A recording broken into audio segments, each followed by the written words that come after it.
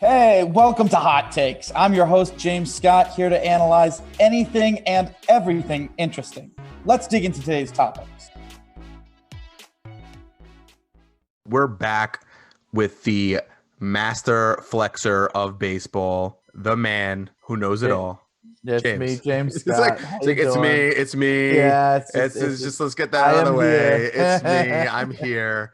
And so James gave me some interesting details earlier about we're in spring training. We're in spring training. Spring training's happening, which is really, really cool. He told me, but before we even jump into all of that, James, how about you just tell us like some notes for the week? What's going on? You told me you had mentioned the Yankees and Mets were making some moves. So before we even get into anything, how about you just talk to the audience about like what the Yankees and the Mets are doing? Well, yeah, the Mets, they just signed Taijuan Walker, he's a decent young pitcher. He's been on the market. A lot of people have talked about him because he had a good ERA, not really good backing analytics, but a lot of the backing analytics in terms of FIP and XFIP, they are contact dependent, and ERA kind of, it's just what you do. It's what you put up. So with XFIP and FIP, being things that normalize home run rate or things that are basically strikeout rate, walk rate, and ground ball percentage dependent, you don't have to necessarily be getting ground balls to be getting weak contact. So with some guys, it doesn't properly rate them. Their FIP and their XFIP end up being higher than their ERA. It looks like Walker could be one of those types. Given how he pitches, he was a top prospect, and at minimum, he looks like he could be a lights-out reliever. So the Mets adding him, that is a good piece. It's kind of like an off-season finisher. If you're looking at what they've done, they also added Kevin Pillar, which is, they've been looking to add a right-handed center fielder. They added Albert Almora too, but I think Kevin Pillar is really the guy. Kevin Pillar actually, he makes my top 230 player list. So, and that includes pitchers. So he's a pretty underrated guy. So the Mets have made a couple of little small moves. And if you look throughout the offseason, they got Trevor May, they got Lindor and Carrasco in that move. They got James McCann. I mean, they have made a lot of moves that will individually make a difference for them. I think they're one of the deeper teams around now. They have a nasty bullpen. They have a great lineup. I'm expecting big things from them next year. And the Yankees just brought back Brett Gardner, which is interesting to say the least, because they have Andahar. They brought in Greg Allen this offseason, although he's kind of ticketed for AAA. They have Mike Tauchman, but I believe he's out of options.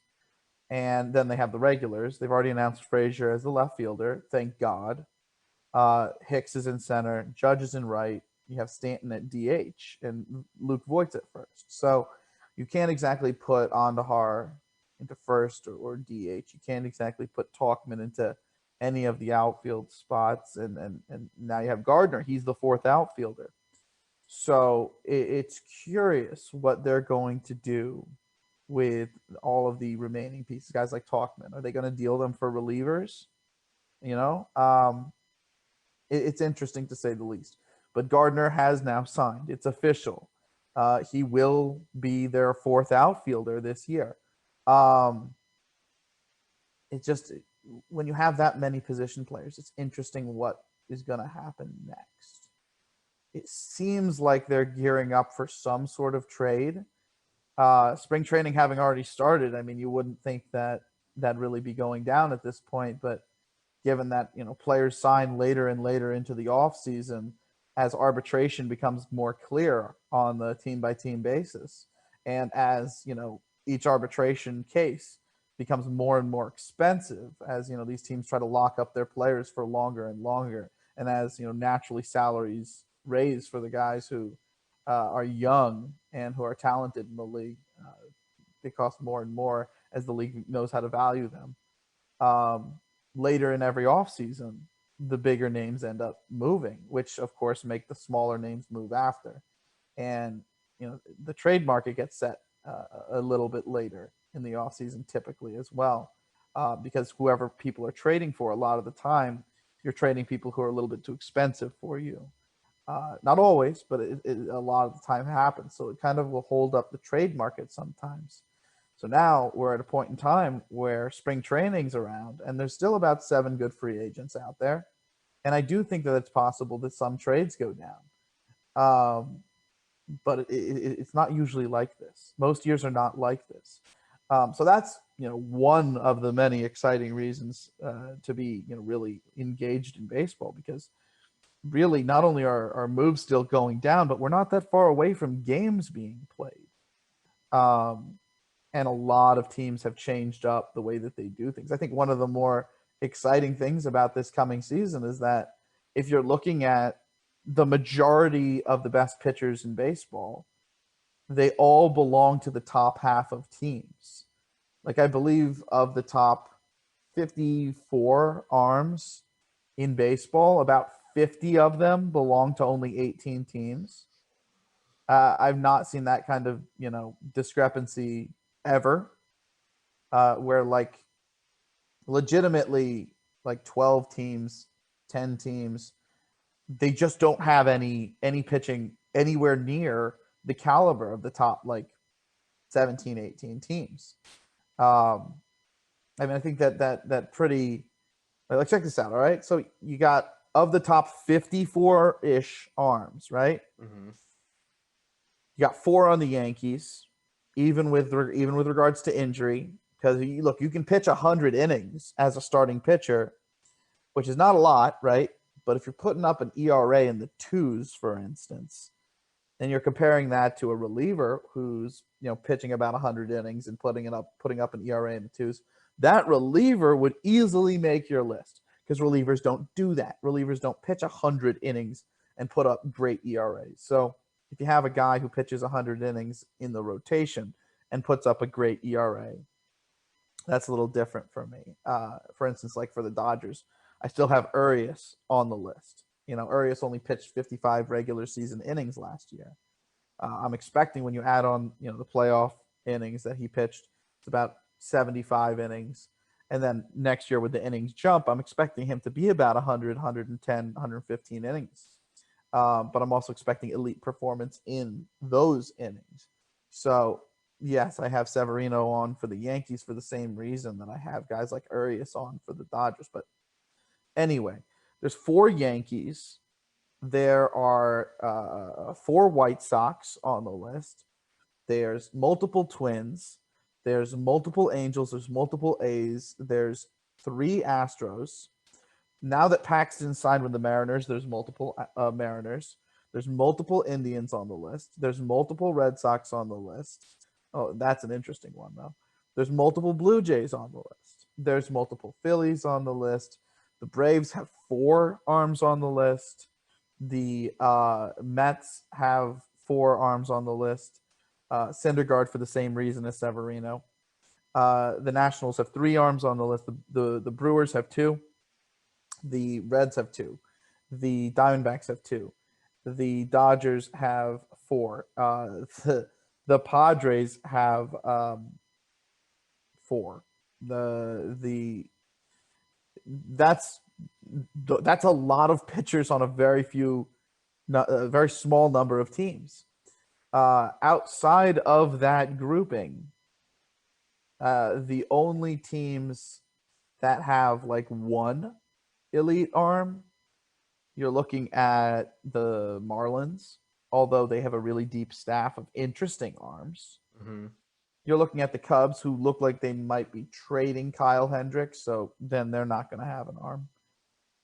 Then there's Jack Flaherty of the Cardinals. He's their only guy. And I'm pretty sure that's it. Every other team that has a top arm has multiple outside of those 3.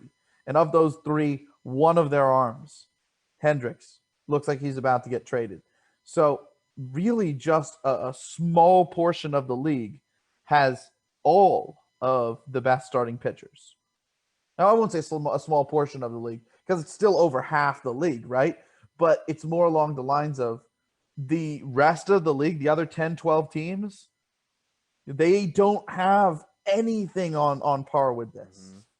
So if you're watching baseball, you can automatically be like, okay, these are the teams that I don't want to watch. Mhm. If you don't want to see, if you don't want to watch good, if you don't want to watch bad pitching, throw terrible in front of you, and you want to just watch, elite quality arms, there are a collection of about 18 teams that have nothing but quality that they're basically throwing out, or more often than not, it is someone of quality. You got the Yankees. Let's count them out. You got the Yankees. You got the White Sox. You got the Twins. You got the Angels. You got the A's. You got the Astros, Mariners, Indians, Angels, Blue Jays, Phillies, Braves, Mets, Nationals, Brewers, Reds, Diamondbacks, Dodgers, and lastly, Padres. So how many teams is that? That was Is that around 19, I think. Yeah, about 19 teams, something like that. Yeah. So if you're of the remaining teams, you are out of luck. So if 1/3 of the league, it just doesn't, your season doesn't matter, dude. 1/3 of the league. So that is really, really interesting to me. I've not ever seen a period of time where like all of the best pitchers are on these teams. And if those teams want to keep those arms, right, the remaining 1/3 of the league is going to have to take their time and develop arms because, yeah, these guys already have the best of the majors. Mhm. That's wild to me. Like, there's not a bunch of teams that have one guy. No, there's a bunch of teams that have nobody. That's wild. So that's just talking about, reason to be intrigued about the season with regards to starting pitching. A lot of closers have even changed teams, though, and that's where things also get kind of interesting. So Jordan Hicks, he got Tommy John surgery, didn't really pitch last year, but he's one of the hardest throwers in the game. He's going to be coming back. You have Josh Hader, who lost the strike zone last year. He's one of the more exciting arms. He's going to be likely back in form over the course of a full year. He's one of those guys where, like, yeah, short season and he's trying to max things out and putting too much pressure on himself. Sure, he'll lose the strike zone, but over the course of a full year where he can get into a groove, I think he'll be all right. Richard Rodriguez, who is the closer of the Pirates right now, not a lot of people are looking into him. He's very underrated. He strikes out a lot of people, and I think he's going to be pretty exciting to watch. So keep an eye out for him. He's new. He's very new to a big role like that, but he's totally capable. Edwin Diaz, yes, the walk rate did go up last year, but he also very much came back to his old self. Strikeouts were right back where they were. The ERA was there, the FIP was there, the XFIP was there. I'd like to see Diaz walk a little less people, but as a closer, it doesn't really matter. And the fact that his electric arm is back in the sport, especially for such a good team like the Mets. The Mets look so good for next year. It makes Diaz an actually really exciting player to watch because he's going to be one of the more important players on that team. Brad Hand moved teams. I believe he's with the Nationals right now. And yes, they have Hudson, who's been getting the saves, but I doubt that Hudson is going to get saves over Hand. And if he does, then Hand makes a really great middle reliever. So that's just an interesting closer conversation. Kirby Yates, who's coming back from Tommy John himself, he signed with the Blue Jays. So now another one of the top closers in the sport is back again. And once again, he's playing for a contender. Now, I don't think that the Blue Jays are actually going to win the division or come close because I think Tampa Bay is better than them. but they are contending for a wild card spot. So that's going to be fun to watch. Drake Holland is back with the Kansas City Royals, and he looked like he didn't miss a beat going right back there. He's pitching like his old self. I'm beginning to think that Colorado really just messes with anyone. I don't know if it's possible to really succeed in Colorado unless they put a dome on the stadium. That's something that I'm starting to really believe, because there's like Jake McGee, he left Colorado and he went right back to who he was before too. And that's the other thing. Jake McGee, he just signed as well, and he's going to be a closer now for the first time in his life, I believe, for the San Francisco Giants. I think that just happened last week, or was it the week before? But it looks like he's going to be now in that kind of role. So that's perfect for him. Empty innings with the amount of strikeouts that he gets. The fact that he doesn't walk people, I think that's going to be huge for him. Trevor Rosenthal just signed with Oakland. He looks like he's going to be their closer as well.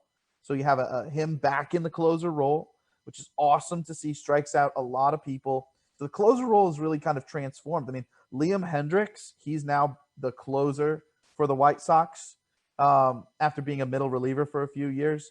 The last couple of years, he's really settled in as one of the best arms in the sport as far as bullpen arms go.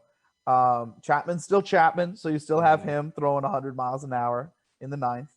Raisel Iglesias, who was a very good arm and has been a very good arm for quite a few years as the closer for the Reds. Well, not a lot of people watch the Cincinnati Reds. Now he's the closer for the Angels. That's going to be exciting.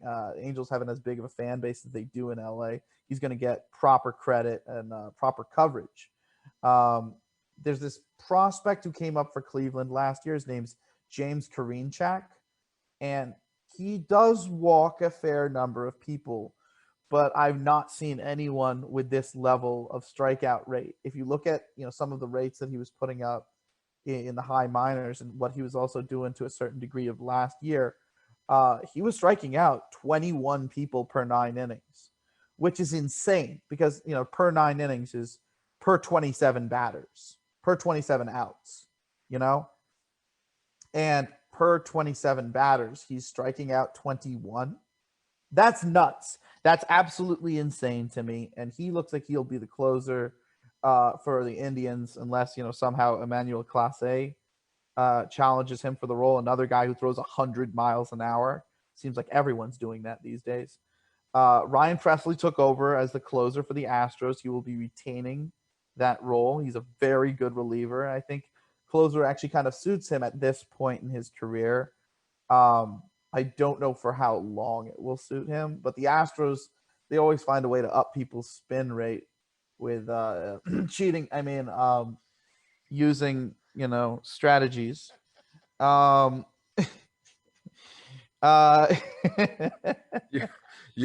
episode has to happen. Has to happen. You're not gonna let it go. Yeah.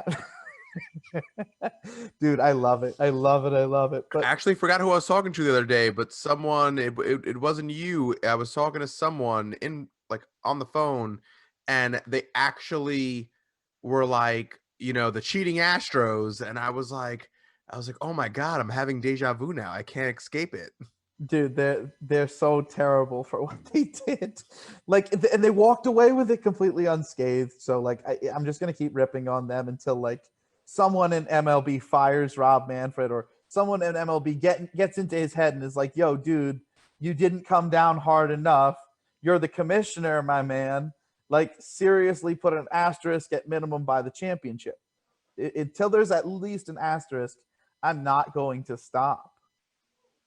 At minimum, an asterisk. These people should be banned for life. But if we're not even getting an asterisk, what are we talking about here? It's ridiculous. So Sean Doolittle, that's another closer. He actually was the former closer of the Nationals.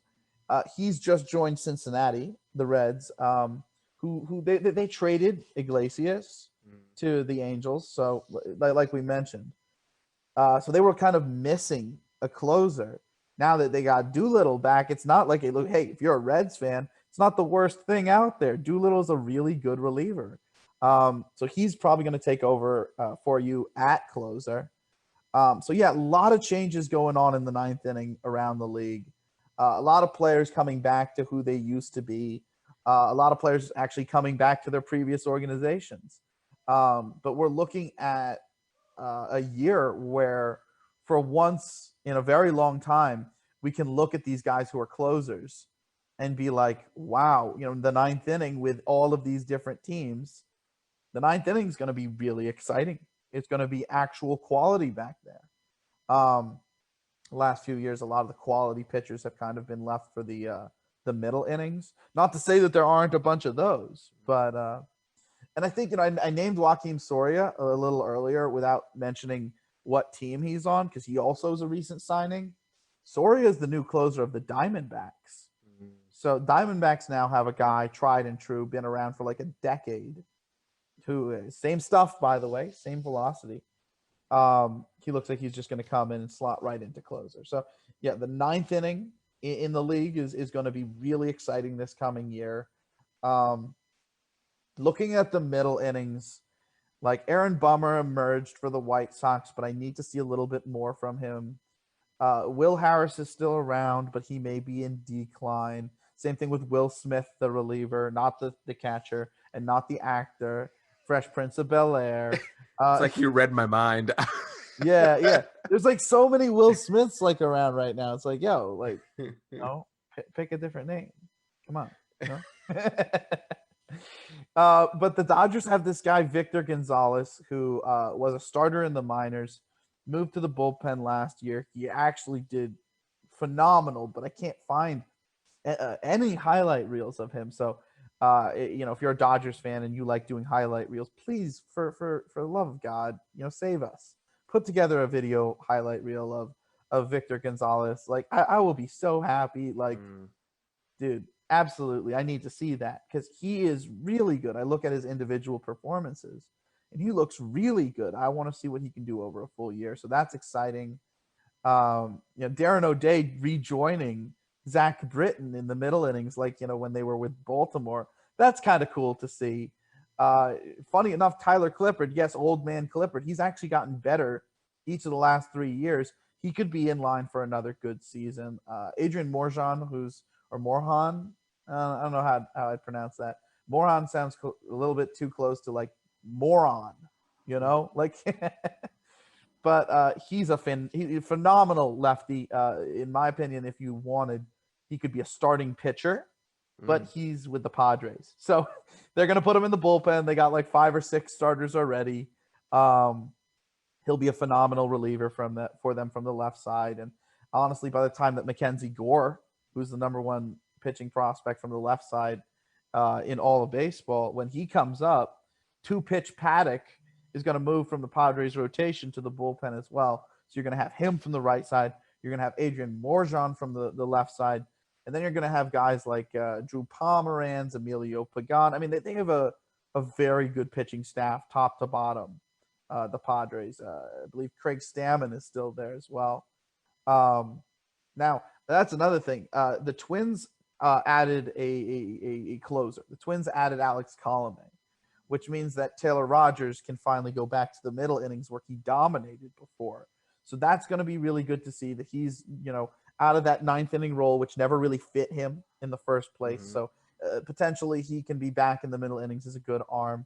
Brusdar Graterol of the Los Angeles Dodgers is the closest thing that I've seen in recent years to the way that Jabba Chamberlain was out of the bullpen. He throws about as hard as anyone and consistently hard. He throws about 97, 98, all the way up to 101. Nasty pitches, has no problem with control and command. He throws things in the strike zone and then tries to get them to move through the strike zone a lot. I'm a huge fan of this guy. If you're a fan of any team, you should be like, I want to trade for this guy to be my closer, or I want to trade for this guy to be my fireman. I want to trade for, he should be on the top of everyone's list because there's no team in baseball that doesn't desperately need what this guy is. He's going to be a monster if he can stay healthy, although it's worth noting that health was an issue in the minor leagues. It was an issue when he was in the rotation, not now that he's in the bullpen. So should health permit, There's nothing that this guy couldn't do as a reliever. Giovanni Gallegos, former Yankee prospect, now with the Cardinals. He's really coming into his own, really emerging, dominates the minors. Every level of the minors that he was in, he absolutely dominated. And Andrew Miller, now that the juiced ball's out of the league, as a lefty in a league of power hitting righties, Miller's coming back around. So it looks like the juiced ball was one of the things that really held back Miller from being able to continue his dominance in relief, because Miller had been dominant as a closer for about 4 or 5 years by the time 2019 came around, 2018 came around. So now that he's coming back to himself, that's beautiful to see. He's one of the more elegant and really fun pitchers to watch as a fan. Really long arms, long legs, and he throws a slider which starts like up and away to righties, and then it ends at their ankles. So it goes straight through the zone. It's really hard to hit. So now that he's coming back, that's really cool to see. Nick Anderson technically is the best reliever of the Tampa Bay Rays, but the Tampa Bay Rays don't like to assign roles.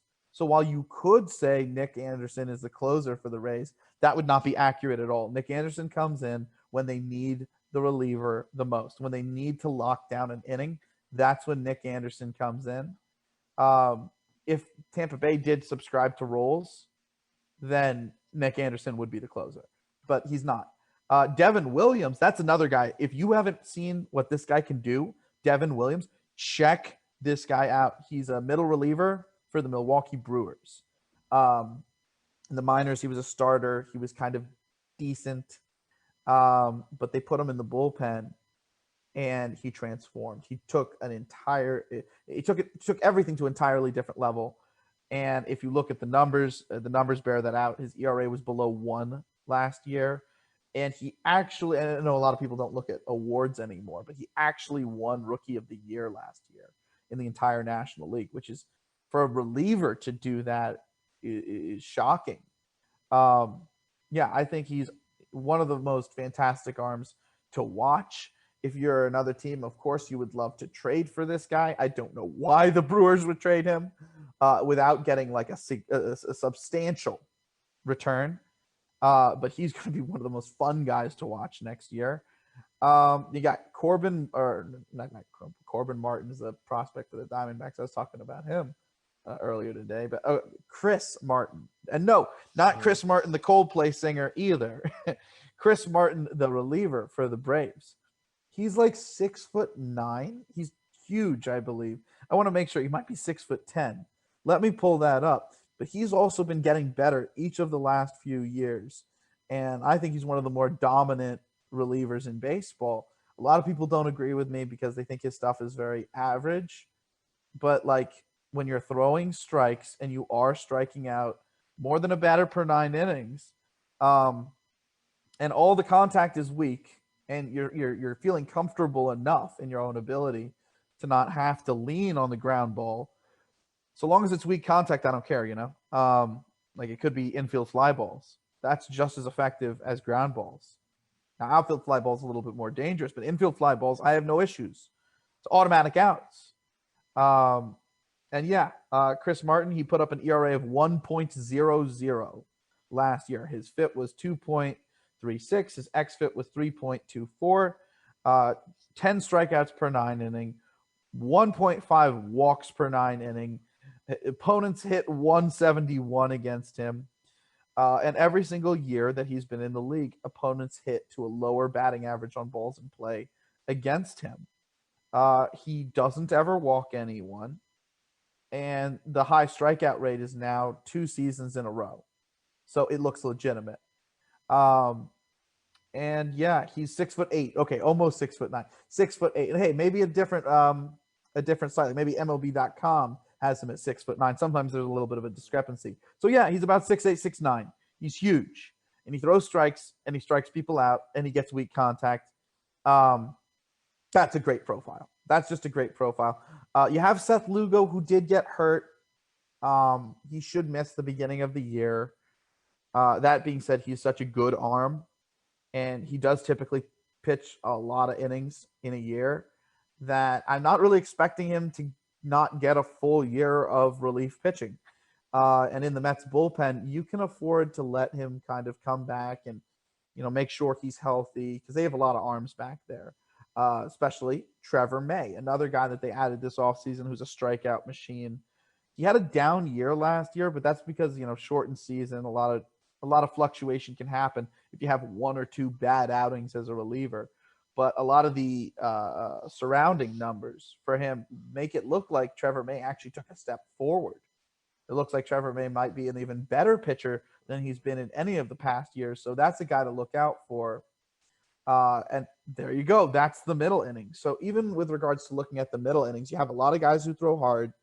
Yeah, you have a lot of guys who are former starters who are moving to the bullpen, or you got guys who are ground ball experts like Zach Britton, or you got guys who just won Rookie of the Year. Or you got guys who are coming back to who they were, like Andrew Miller, one of the best relievers in the sport. Side armors like Darren O'Day.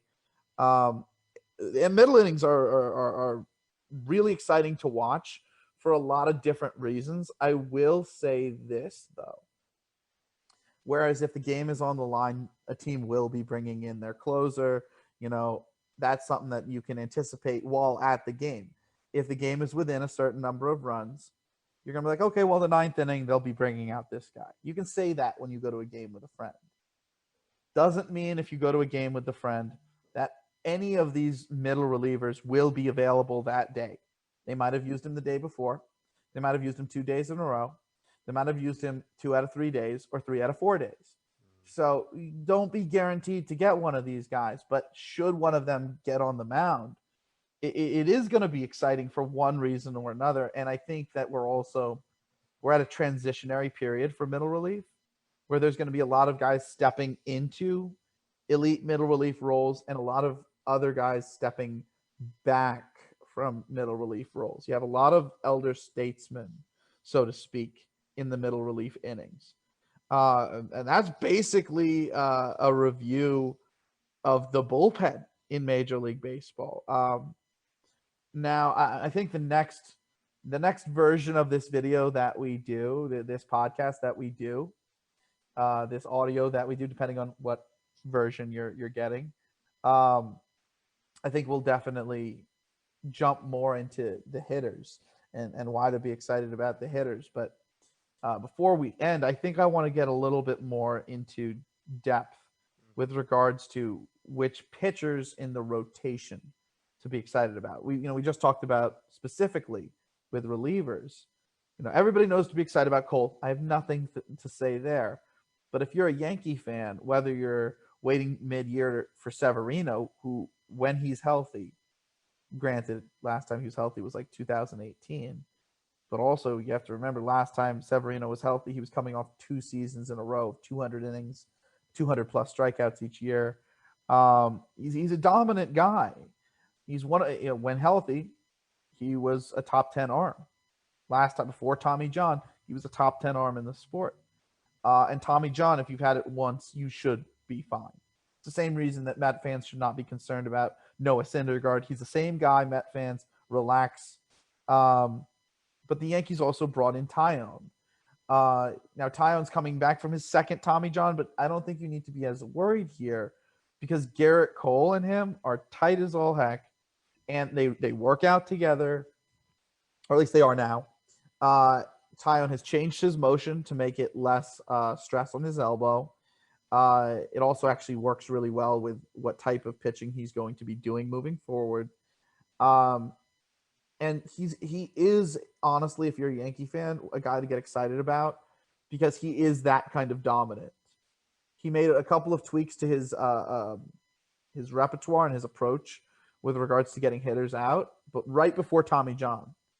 And for the large portion of his 2018 season, he was putting up an ERA below 2.5. That's ridiculously dominant. So, even if he's not the guy he was before, even if he's, a portion of it, he's going to be a really exciting pitcher to watch. He's a weak contact guy, especially. He's not just a guy who's going to get lots of strikeouts. And I like my weak contact guys more than guys that get strikeouts because they can typically go more innings, which, that bodes well for him because he needs to build up innings coming back from his second Tommy John. Mixing them words. The Yankees did bring in Corey Kluber.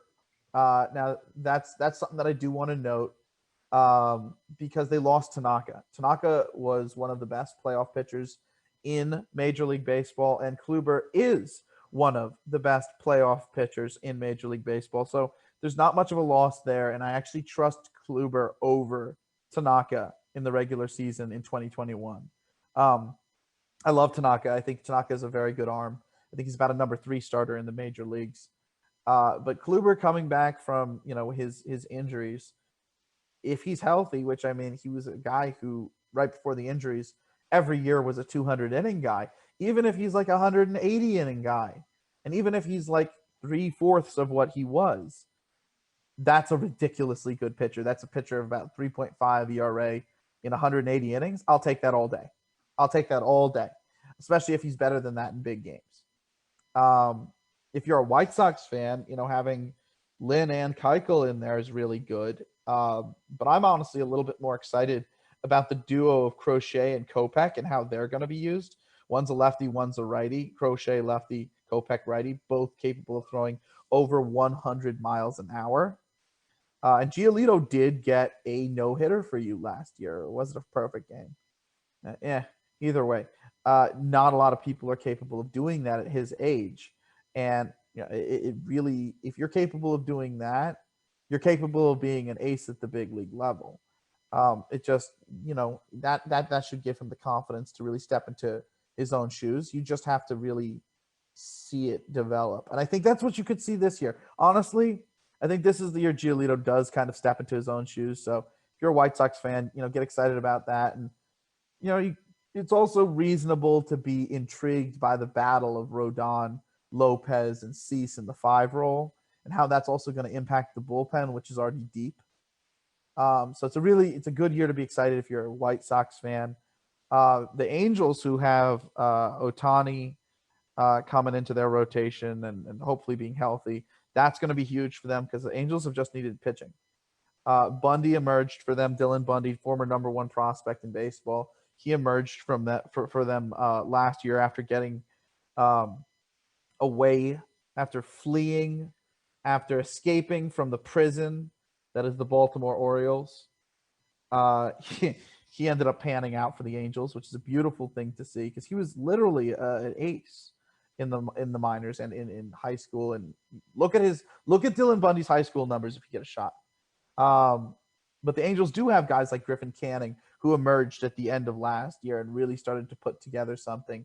The Angels do still have Andrew Heaney. The Angels do have Reed Detmers. The Angels did bring in guys like Jose Quintana who might end up helping out more in the bullpen. So for the first time in a while, the Angels are starting to have something from a pitching perspective. I would still feel more comfortable if I'm an Angels fan if they went out and got one more guy.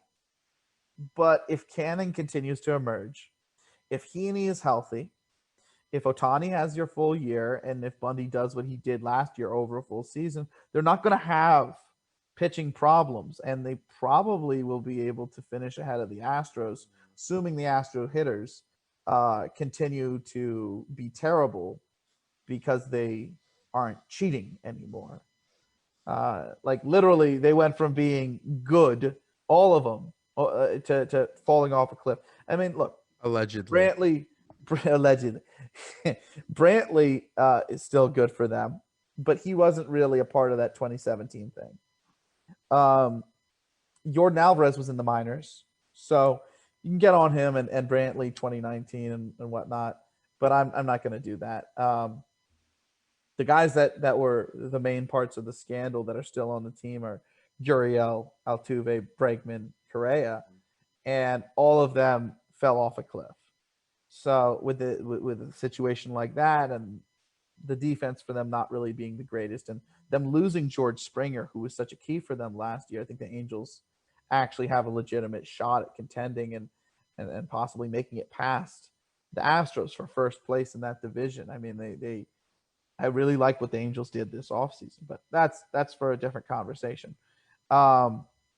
Get back to pitching. Pineda looks like he's going to emerge for the Twins. Maeda did emerge last year. Luzardo and Montas both look like breakout candidates for Oakland. Greinke's Greinke. McCullers is McCullers. They're both very good pitchers, kind of are who they are. Valdez actually pitched the highest number of innings in all of baseball last year, which I didn't even realize. And that really says something because he's one of the best ground ball pitchers in all of baseball. And typically those guys have a problem with innings. They'll get hurt here and there, flexor strains and things. Justice Sheffield, former Yankee prospect, he started emerging last year. I knew he'd be a good pitcher at the big league level. I knew it would eventually happen. So this was 2020 was the year that it happened. 2021, he gets a full season, and now he gets to play with the person that he was traded for, which is James Paxton, just signed back with the Mariners. Paxton's the same guy that he was with the Mariners. Only thing is, as a lefty in a league with pull righties, in a league with so many righty power hitters, for similar reasons with Andrew Miller, in 2019 and 2020, well, 2020 he got hurt, but 2019, the juice ball really messed with Paxton's numbers. He's still the same guy that he was 16, 17, 18, which is, Mariners years. And now he's back with them. So they basically have a couple of really top-notch pitchers atop their staff. And that's really cool to see because if you look at the rest of the Mariners club, it's a bunch of young guys.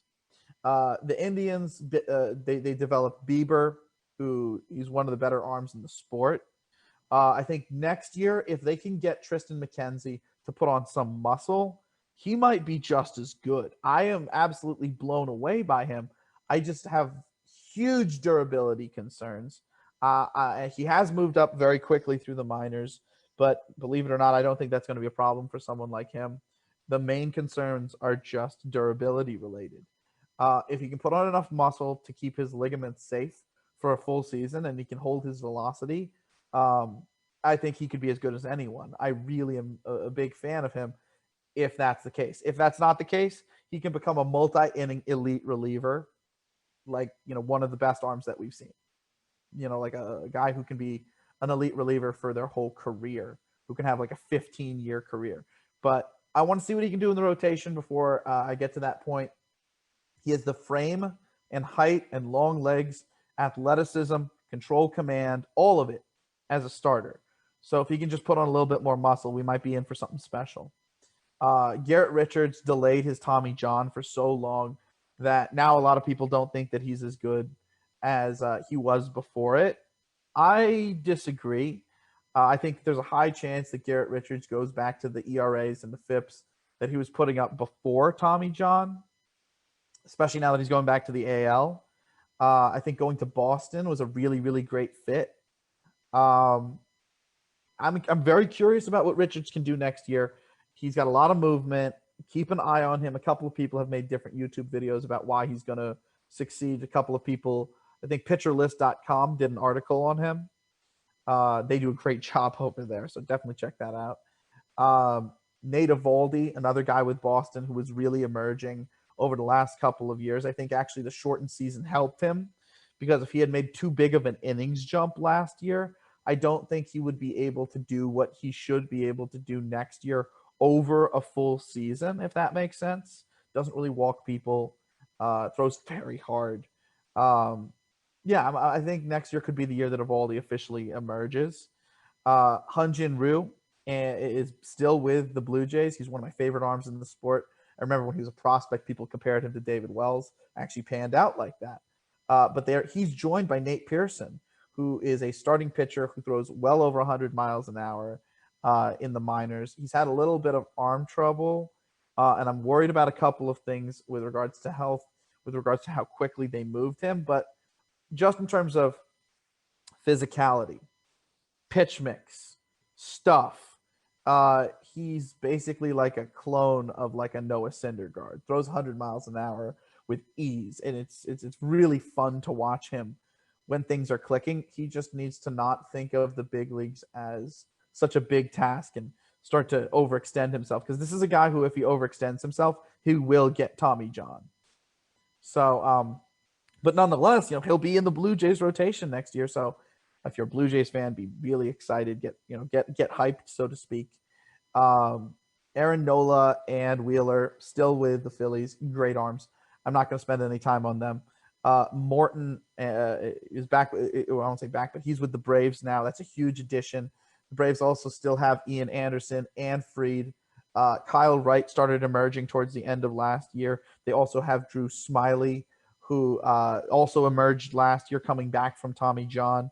The Braves, whoever doesn't make the rotation is going to be pushed to the bullpen. So guys like Touki Toussaint, that's going to improve their bullpen. Yeah, that's his name, Touki Toussaint. Great baseball name right there. So the Braves are stacked with regards to pitching, with regards to young talent, with regards to middle of their order. I do have a couple of issues with the way that the Braves assembled their club, but that's for a different day. In terms of their pitching, I don't really have too many. The Mets getting Carrasco, that really shored up a rotation, which was even missing Stroman last year. It was basically DeGrom and but now with Stroman, not opting out of the season like he did last year, and with Carrasco and his durability and elite performance in the fold, and then knowing that Syndergaard is going to be back by July-ish, that's a really top-notch grouping of arms. And given that DeGrom's the number one arm in the sport by far, and now he's throwing triple digits. Like, we never thought that was going to be happening. He's gotten even better with age. He's great. Just if he's pitching, watch. The Nationals still have Scherzer and Strasburg. Corbin has taken a little bit of a step back, but given his youth and his ability, and I am a little bit biased towards him, truth be told. I went to this boat party where the music being played. It was on the Hudson River, and I met his cousin, and I was like, "Yo, tell him that if he focuses on the right things, he could have a career a lot like Andy Pettitte." And then, like, the next year, he emerged. So, it wasn't me, okay? It wasn't me, but I'm a little biased towards this guy as a tri-state area guy. I believe he's from New Jersey. That he's taking this big step forward, throws kind of like Andy Pettitte, and I talked to his cousin, and I don't know, I love it. I'm a little biased towards him. I think he'll come back to the guy he's been. No big injuries, yeah, I think he's the same guy. Corbin Burns emerged for the Brewers last year. That's a guy to get really excited about. Mm-hmm. He throws balls that have a lot of side-to-side movement because of the RPM and how their RPM works. It's a really, really exciting kind of pitcher. He attacks the zone. I have big things in the future in mind for what he can do. Even if it's not in the rotation, you're looking at one of the best relievers in the sport.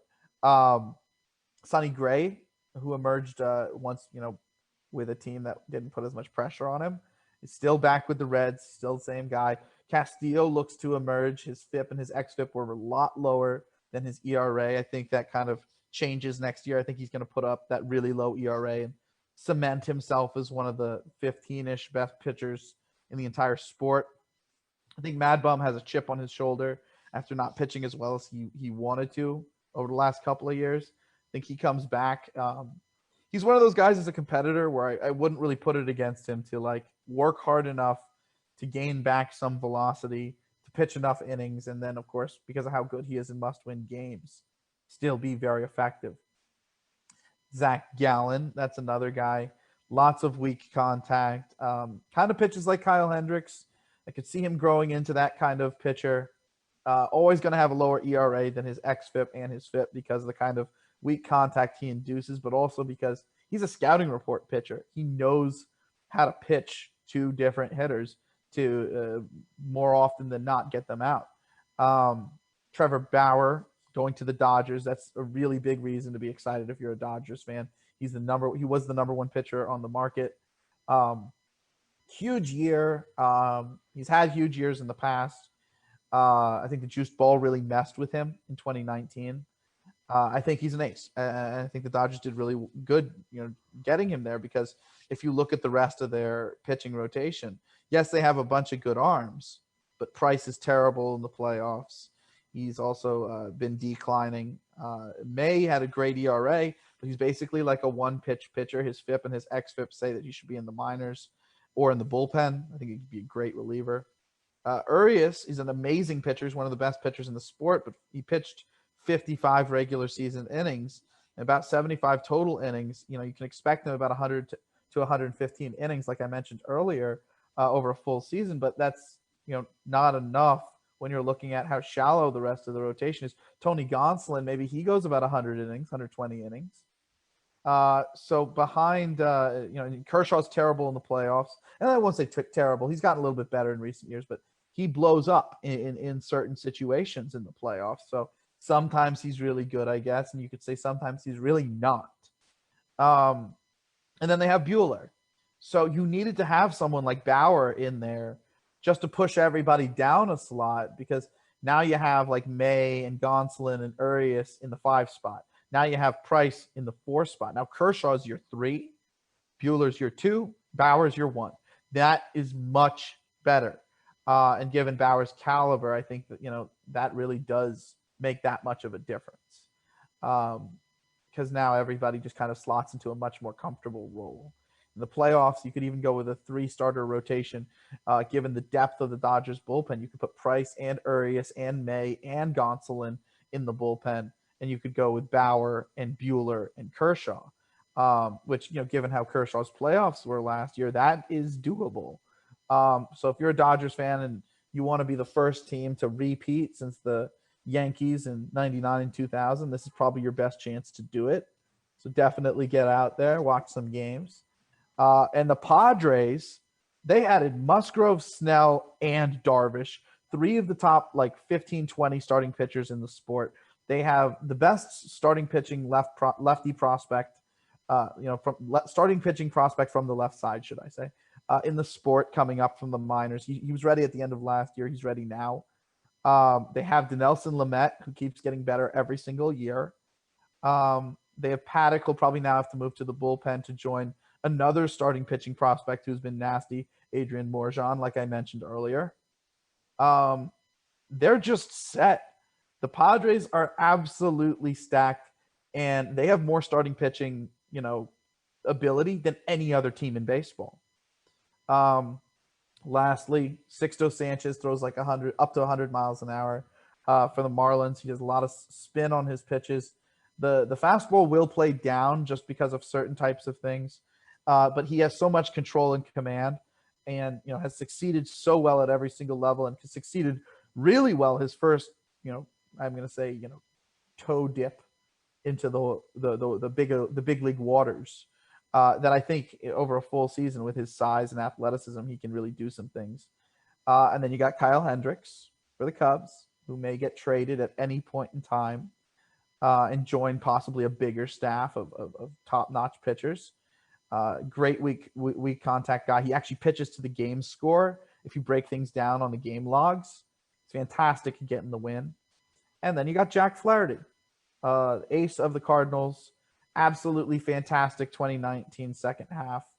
Not the best 2020, but, shortened season. Don't really blame him. Sophomore slump type stuff. Same thing with Walker Buehler. Walker Buehler ended up actually finishing things really well with a flourish in the playoffs. So I don't really ding him too hard either. Both of those guys are aces. So if you needed a reason as a fan to get into the sport or to watch the game this coming season, whole bunch of new closers. Most of the best starting pitchers are on a collection of two-thirds of the league's teams, meaning that 1/3 of the league just doesn't have any good pitchers pitching any day of this entire season next year, which is wild to me. Literally 10 of the 30 teams are in that kind of position. Mm-hmm. And then also you have all of these young pitchers who are kind of going to be stepping, into their own shoes or reemerging. Luzardo, Montas for Oakland, Eovaldi, Garrett Richards, Sixto Sanchez, Musgrove over a full year, 100 innings of Julio Urias rather than 55 like last year. Corbin Burns for a full season. Jameson Taillon coming back from injury. Severino and Syndergaard both coming back from injury with their electric stuff. Full season of Ian Anderson and Max Fried. I could go on and on. Kopech and Crochet both throw over 100 miles an hour. Pineda started to emerge in the second half of 2019, and then after his suspension, he continued the emergence in 2020. So you're going to see a full season of him. Ohtani might get a full season in the rotation finally. Bundy, we might get to see Bundy finally pan out over a full season. There are a ton of reasons to watch baseball this season. There are a ton of young pitchers about to emerge. Closers changed up around the league, so that's wild. And yeah, it's going to be a very competitive year. On the second portion of this video, we're going to go over the hitters. We're going to go over the reasons to be excited about hitting throughout the league. Because honestly, if I'm being truthful, it's probably more reasons to be excited about the hitting in the league than the pitching in the league. But we'll have to break that down on the next one, Chris. We will. Look at that, man. That was I like that episode. I like this episode. It's good. Me too. Yeah, So, it's a good one to go over because I feel like my strength is very much hitting, and it's been hitters for a very long period of time. And I'll say like a year and a half ago, maybe about a year ago, I was like, you know what? I've studied all the minor leaguers. I've studied, all the big leaguers. I have my projections for everyone. Why not? I don't have to have a bunch of time on my hands with the pandemic. Why not just get back into pitching? So yeah, while I still say I definitely know a bit more about the hitters than the pitchers, nonetheless, like I can tell which guys are about to emerge. I mean, I only got solely into studying hitters for, I'm gonna say, the last like 3-4 years. Before that, I was studying hitters and pitchers, and part of the reason why I wanted to specifically focus on hitters is because understanding pitching actually came really easily to me, which is odd because I never was a pitcher. But it was really easy to me. Look, if you strike out a lot of guys, that's nice.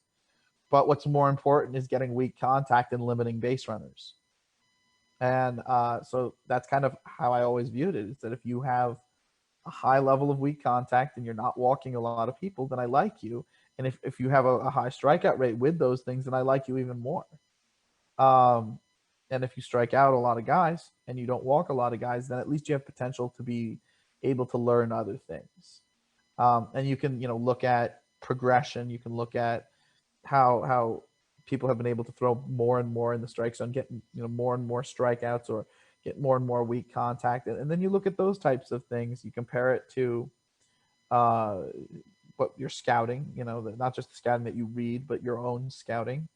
I don't know. I'd like to think that I do a pretty decent job with it compared to like scouting is different. Like it's definitely different than evaluating numbers, because numbers can tell you what they did, but numbers won't tell you what they will do once the league adapts, or what they will do without lineup protection, or what they will do in a bigger park, or what they will do after they've gotten a shoulder injury that saps power for 2 years, or what they will do. You get what I'm trying to say. Yep. So there are certain things that you got to look out for with pitchers, and obviously one of the biggest ones is the health play. If a pitcher's still the same guy who they were a few years ago and they were really good then, and there's no reason to think that they're going to get hurt now, and the only thing holding them back before was health, and it's a normal injury, then they're going to be the same guy. So you shouldn't be, as worried.